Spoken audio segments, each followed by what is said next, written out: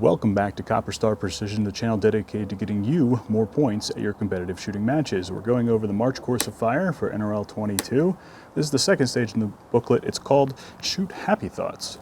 Stage description is as follows. On the start signal, the shooter will choose a position on the tank trap and engage the targets with one shot each, near to far. The shooter will then repeat the sequence on each of the three remaining positions. The positions are 3 tips in the center of the tank trap. So I'll put the distances and target sizes down here. And because this is a 12-round stage, there's a little bit of movement. I would encourage holding over on this stage as well, much like the previous stage. So know your holdovers.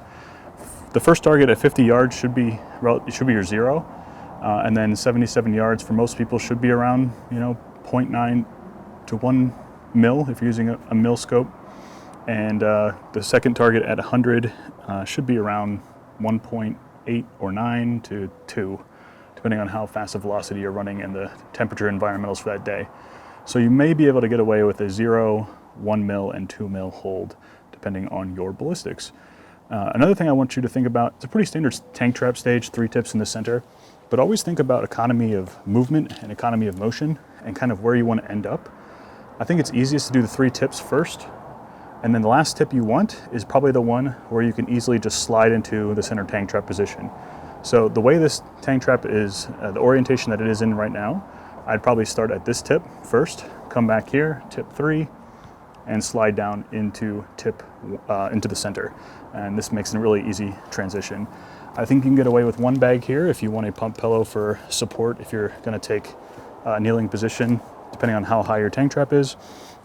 But I think the idea is, timer goes off, you're gonna drop the bag, get it right on that balance point of the rifle. We're going to spread our legs, keep our legs straight using skeletal support for stability. Find our target, engage, and then we're going to hold over for second target, engage. If you need to adjust parallax, maybe do that here for the far target. Find the target, hold over maybe 2 mils, and engage there. With the bolt back to move for safety, keeping the rifle pointed downrange, we're going to come back to the second tip. Same thing. Repeat the process for 3 shots. Last tip,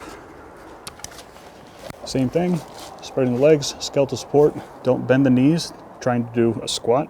The muscular support isn't going to be as stable as if you lock these legs out.